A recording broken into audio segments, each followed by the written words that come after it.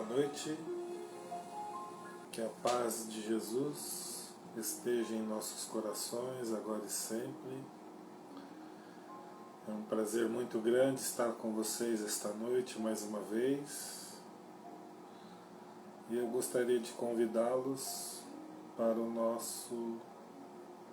a nossa prece inicial.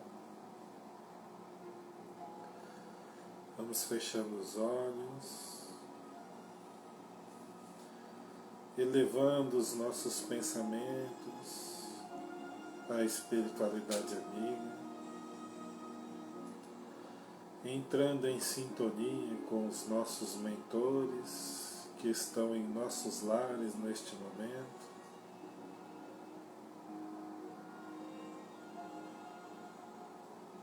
Nos ligamos a eles através de bons pensamentos, boas vibrações adquiridas com o nosso bom comportamento, nossas boas ações.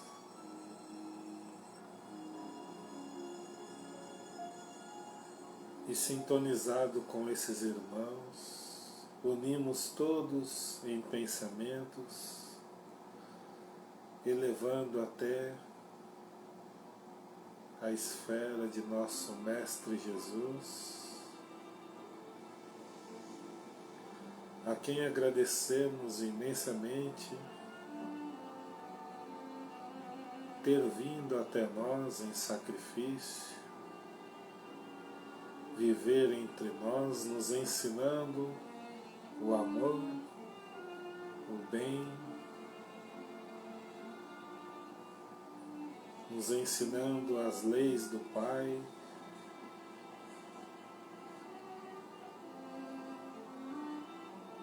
que Jesus possa nos amparar em nossas faltas, em nossas falhas, em nossas dúvidas. E elevamos os pensamentos até o nosso Pai Criador, este Pai de amor que habita o interior de todas as criaturas, encarnadas e desencarnadas, a quem agradecemos tudo que nós temos, tudo que nós somos e tudo que ainda iremos realizar e nos tornar no futuro. Obrigado, Pai, pela vida, pela família, pelos amigos, pelo lar, pelo trabalho, pela saúde. Que abençoe este momento, cada um que está conosco aqui ligado. Abençoe os nossos lares, nossos familiares, a nossa casa espírita. E pedimos permissão para iniciarmos o Evangelho desta noite com a prece. Pai nosso que estais no céu, santificado seja o teu nome. Venha a nós o teu reino, seja feita a tua vontade na terra como no céu. O pão nosso de cada dia nos dá hoje, perdoe as nossas dívidas, assim como nós perdoamos os nossos devedores. Não nos deixes cair em tentações e livra-nos do mal. Que assim seja, graças a Deus.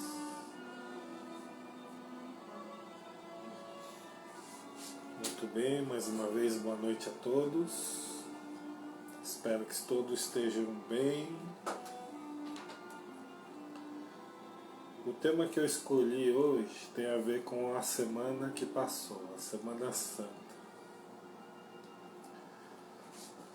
Hoje eu gostaria de falar sobre Judas Iscariotes. Eu não sei se todos sabem, mas o Espiritismo, desde seu início, tenta tirar essa carga pesada em cima de Judas, né? Por crermos na reencarnação, na evolução, cremos e temos na literatura espírita notícias de que Judas Iscariotes hoje é um espírito iluminado. Então eu vou contar um pouquinho da tradição, né, dos evangelhos sobre Judas e do que o Espiritismo vem falar.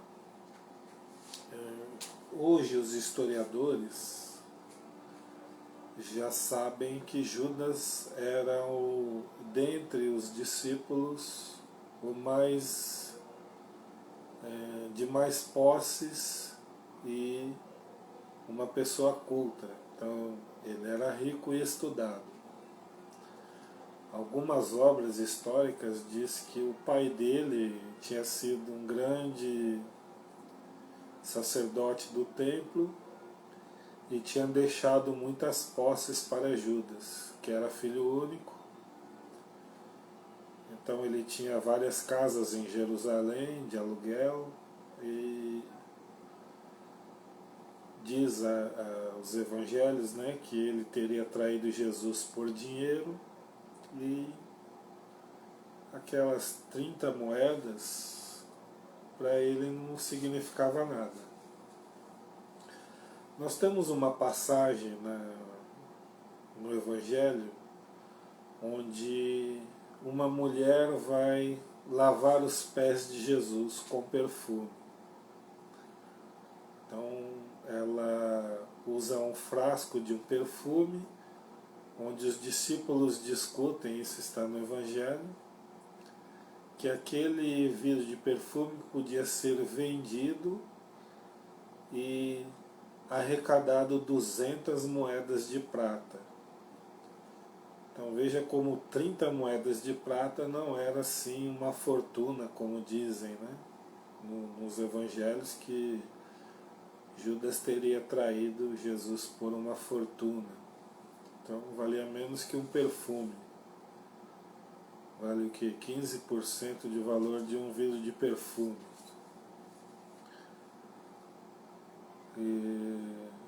Bom, Judas tem duas versões do nome dele, né? Iscariotes seria o sobrenome, e tem uma cidade que chamava Queriotes, e possivelmente o nome dele foi associado a essa cidade, Judas de Queriotes, não Iscariotes como sobrenome.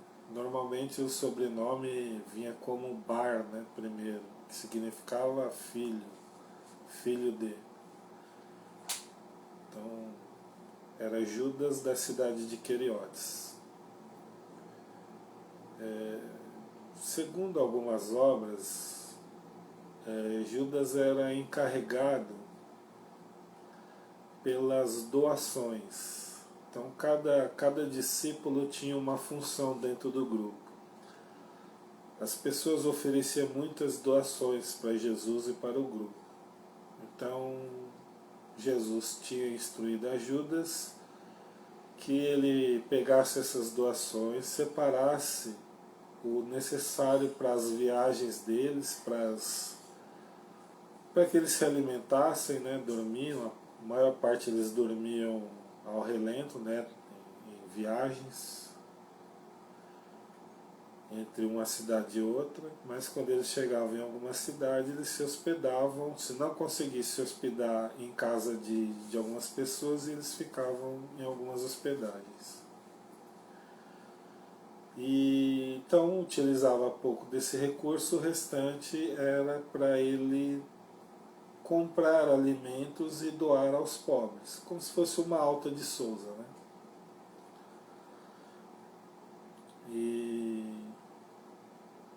Bom, ele encarregado do dinheiro, uma espécie de tesoureiro, era normal que ele nutrisse alguma ambição, né, em Jesus sendo o Messias.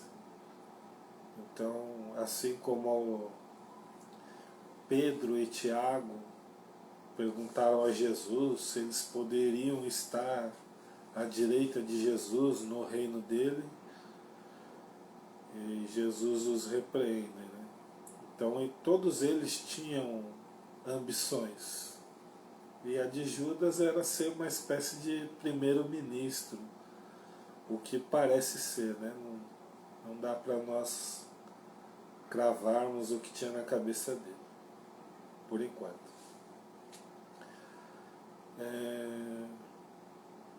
Jesus, quando ressuscita o Lázaro, então ele testifica, né, um grande poder, que é trazer os mortos à vida. Então imagine um povo orgulhoso que esperava um Messias, o Rei dos Reis, que fosse libertar Israel dos romanos. A ambição deles não era apenas ser livre, mas escravizar o resto do mundo. Né? Os judeus, quando não foram escravos nas suas histórias, eles estavam escravizando também. E o pensamento deles é esse, isso está no Velho Testamento, que o Messias ia pisar na jugular do inimigo, ia humilhar. Então essa era a ideia que eles tinham. Então Jesus ressuscitava mortos, fazia multiplicar alimentos de poucos, né? 5 pães, 3 peixes, conseguiu alimentar centenas de pessoas. Fora que ele poderia convocar os anjos, né, para a batalha. Então isso era o que passava na cabeça deles. E pelo que se consta, pelos estudos históricos e bíblicos, por tudo que se lê a respeito de Judas na Bíblia e fora dela, ele se deixou seduzir por essas ideias, por esse pensamento, e acabou entregando a Jesus na esperança de que Jesus se rebelasse, né, como o Messias. E todo o desenrolar que nós vimos, ele acabou se suicidando ao ver Jesus morrendo. Então ele se arrepende verdadeiramente e acaba se suicidando. Existem alguns espíritas, né, que falam que ele não se suicidou, que ele viveu cuidando de leprosos. Mas vamos lá, existe um livro chamado Crônicas de Além-Túmulo. Eu acho que foi o segundo livro do Chico Xavier. Ele tinha 20 e poucos anos, foi escrito em 1935, psicografia do Chico pelo espírito de Humberto de Campos. No seu capítulo 5 tem Judas Iscariotes. Humberto de Campos era um escritor muito conhecido, fazia parte da Academia Brasileira de Letras, desencarnou sem ser espírita, mas 4 meses mais ou menos após o seu desencarne ele já se comunica através de Chico Xavier, trazendo algumas mensagens. Depois, algumas dessas mensagens que ele já havia enviado em 1935, com algumas outras partes que vieram posteriormente. Então Chico fez o livro Crônicas de Além-Túmulo. Humberto de Campos fazia entrevista com espíritos, fazendo perguntas com espíritos que não eram tidos como normais, né? Grandes espíritos. Então eu vou ler aqui, é um texto um pouquinho longo, mas é importante que a gente veja tudo. Capítulo 5, Judas Iscariotes, 19 de abril de 1935. Vou pular o comecinho aqui, que é meio que introdução. Nas margens caladas do Jordão, não longe talvez do lugar sagrado onde precursor batizou Jesus Cristo, João Batista, divisei um homem sentado sobre uma pedra. De sua expressão fisionômica irradiava-se uma simpatia cativante. Sabes quem é? Murmurou alguém aos meus ouvidos. Este é Judas. Humberto estava acompanhado de alguns mentores. Judas? Sim.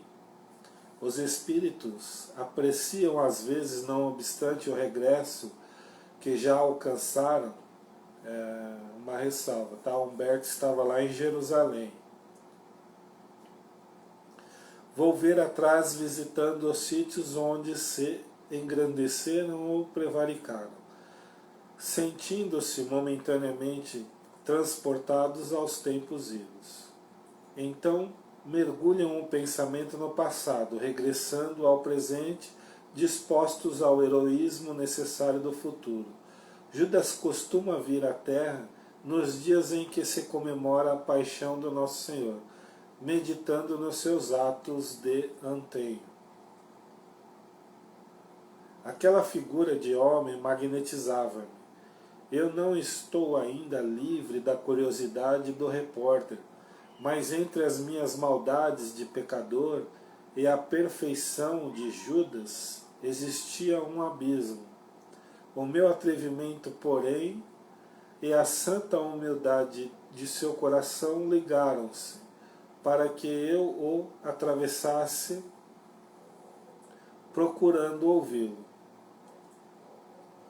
O Senhor é de fato o ex-filho de Iscariote?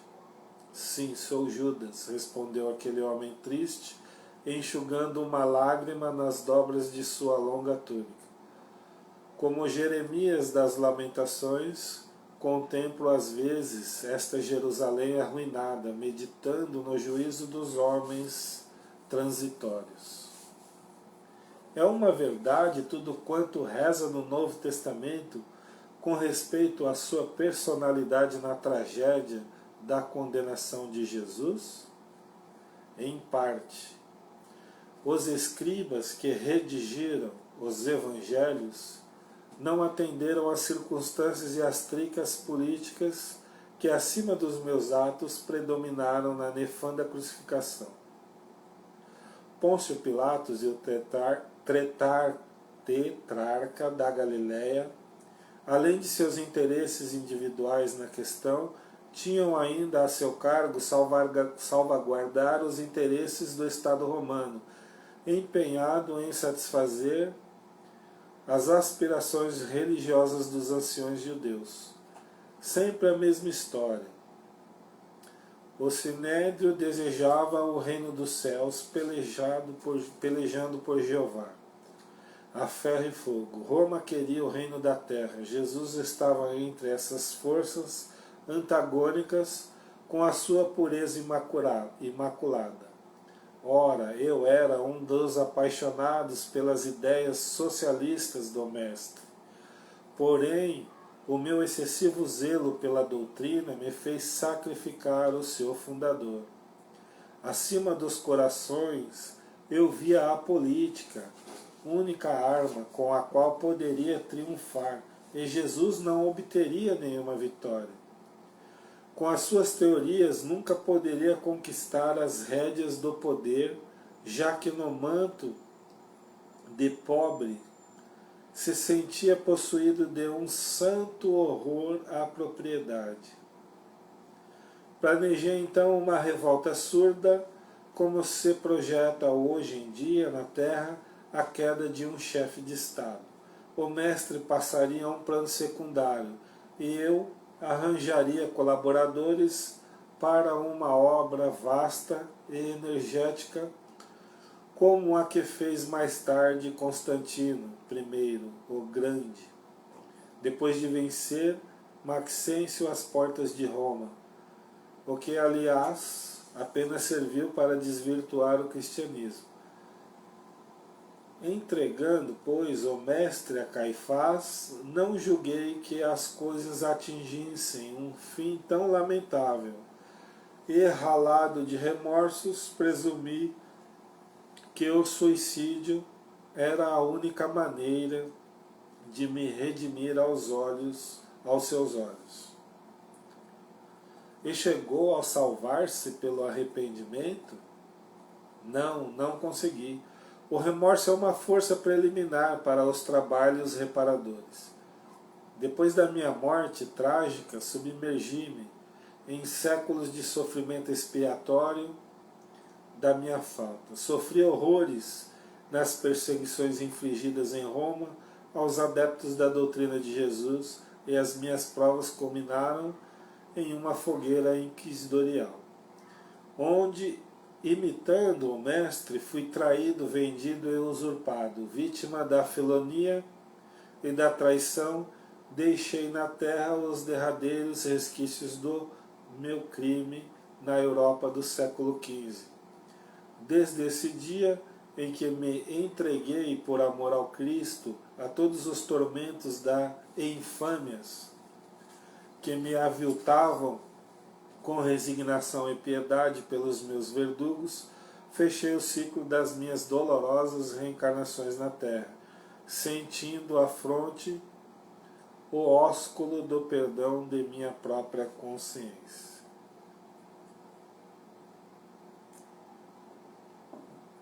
Bom, aqui ele está dizendo que ele reencarnou várias vezes no início do cristianismo e sempre sofrendo como um mártir cristão. Até esta última reencarnação, aqui não diz, mas em outras obras fala que foi como Joana d'Arc. Então, a última reencarnação de Judas foi como Joana d'Arc, e a partir daí ele não teve mais necessidade de reencarnar nesse plano de provas e expiações. Existe um livro chamado Joana d'Arc, de Leon Denis, ou Leon Denis. Não fala nada sobre Judas, mas é um livro muito interessante que conta a história de Joana d'Arc. Se a gente, lendo esse livro, vê uma familiaridade muito grande da personalidade de Joana d'Arc e Judas, com a diferença da fé. Tudo que Judas negligenciou como Judas e titubeou na fé, ele foi provado novamente como Joana d'Arc. Até no seu último dia, né, quando as vozes, que eram dois santos, não lembro quais eram os santos, mas dizia ele, a Joana, que ela não temesse, que ela não morreria, que ela tivesse fé em Cristo, amor em Cristo, que ele a protegeria e ela não morreria. E ela guardou essa fé, até que tinha um padre que gostava muito dela, né? E eles pediam que ela rejeitasse essas vozes e dissesse que era coisa da cabeça dela, para que fosse livre da fogueira. E ela confessou a esse padre que ela não morreria, que os espíritos garantiram que ela não morreria. E ele então queima a mão dela. Ele segura a mão dela, pega uma tocha e queima a mão dela. E fala: é isso que você vai sentir no corpo inteiro. Não tem volta. Se você não desmentir, você será queimada viva. Então ela ficou ali um pouco com medo, titubeou, mas se manteve. Diz que ia até o fim. E realmente ela morre queimada, mas provavelmente a espiritualidade já haviam retirado ela do corpo antes que ela sentisse as dores do fogo. E os espíritos não mentiram, né, dizendo que ela não morreria, porque ninguém morre. Vamos voltando um pouco mais.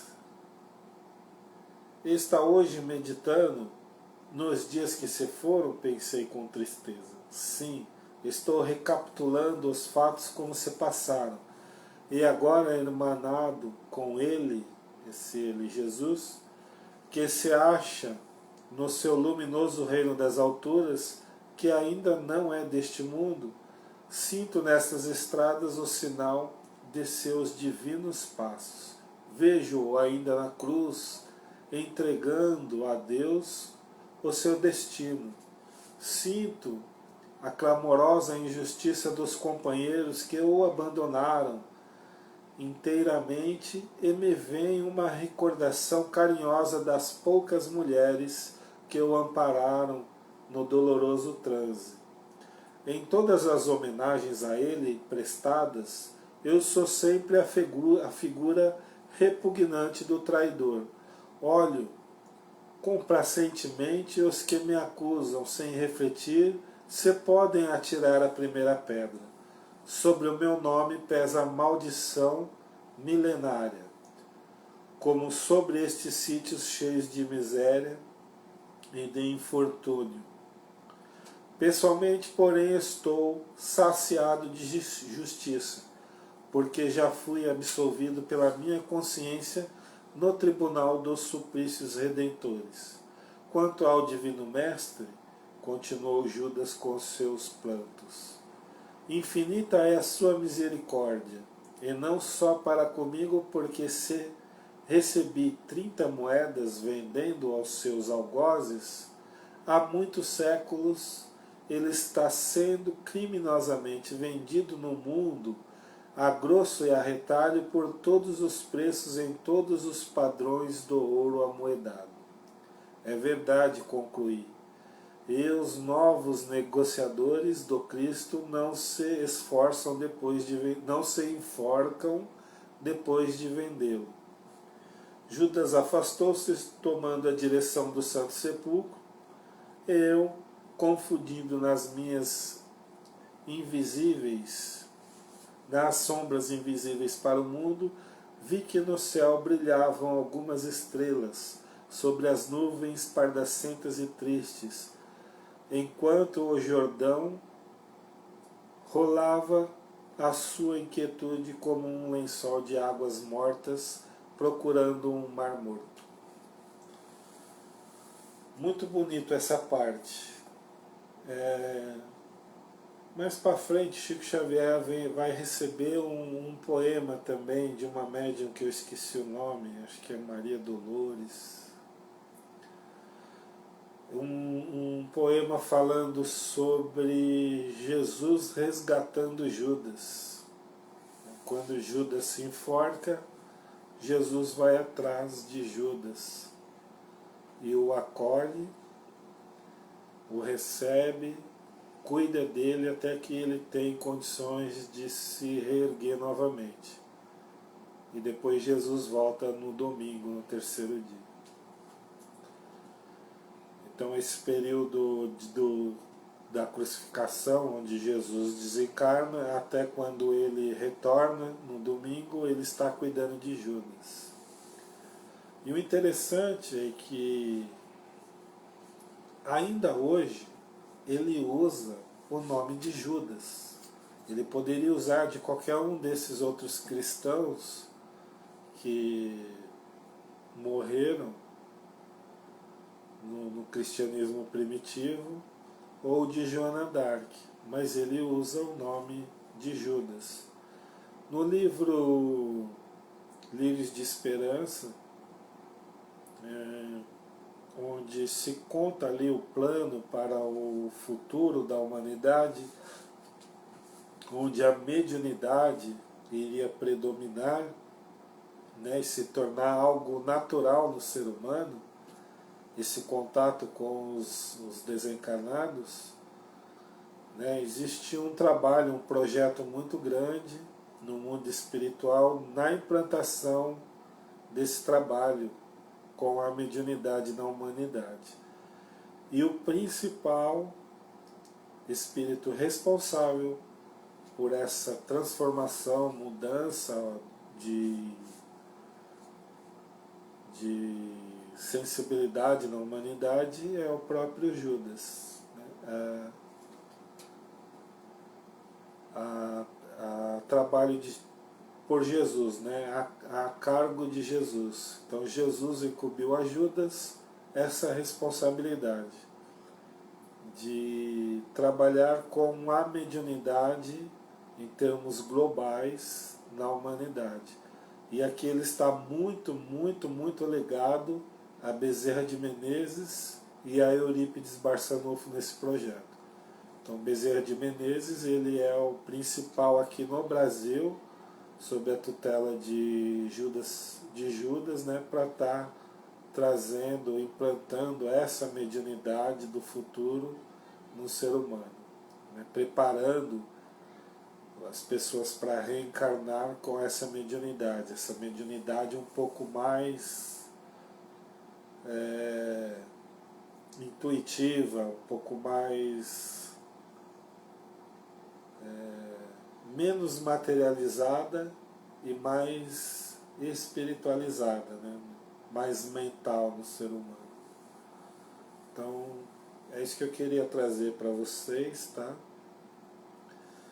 Se vocês conhecem jovens, crianças que têm o hábito de malhar o Judas, para a gente tentar conversar, convencê-los de não fazer isso.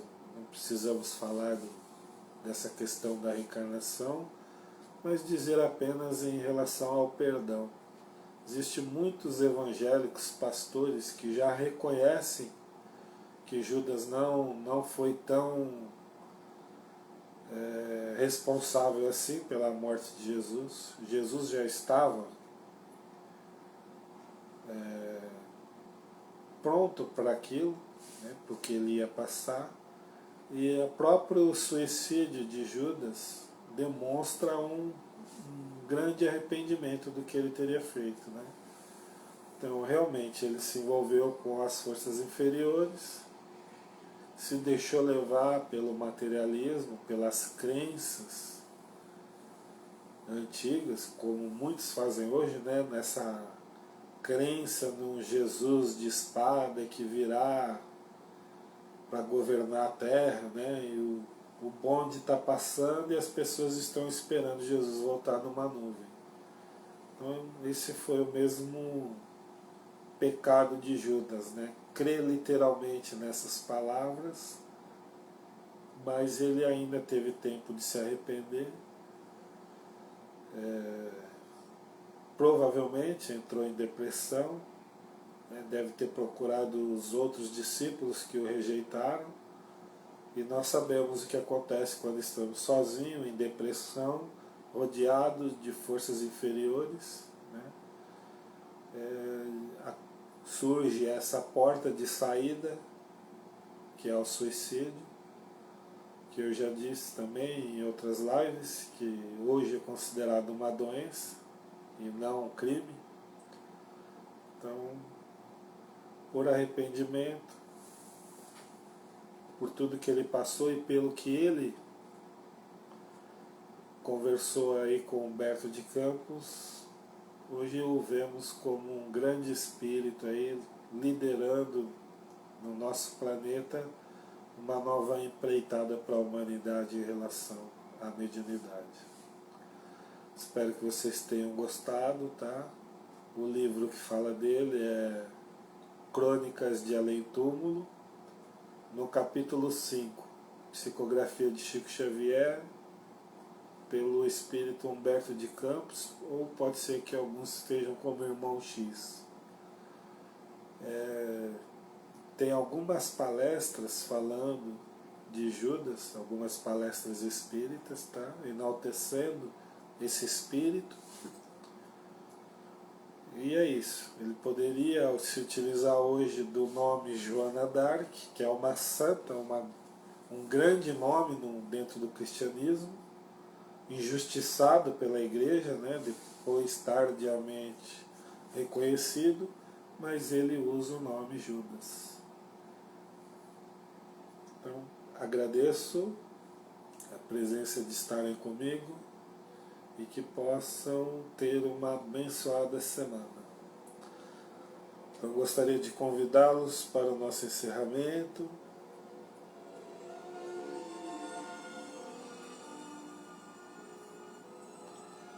Que as bênçãos do Cristo possam recair sobre nós. Aqueles que não tiveram condições de buscar um tratamento espiritual essa semana, hoje ainda é dia de tratamento na nossa Casa Maria de Nazaré, mas aqueles que não tiverem condições, não foram segunda, não poderão ir hoje, que possam neste momento elevar os seus pensamentos e sentir essas energias que vêm do alto, da espiritualidade superior, que vão tratando o nosso corpo físico e espiritual, nos dando equilíbrio mental, equilíbrio emocional, que vão nos reorganizando fisicamente, reequilibrando o nosso organismo, os nossos órgãos e sistemas, harmonizando todo o nosso corpo, iluminando, clareando os nossos pensamentos, as nossas ideias, harmonizando nossos sentimentos.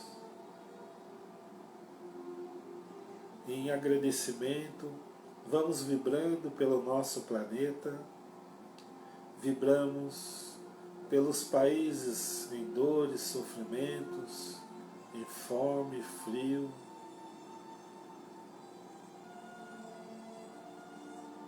que passam por perturbações, catástrofes,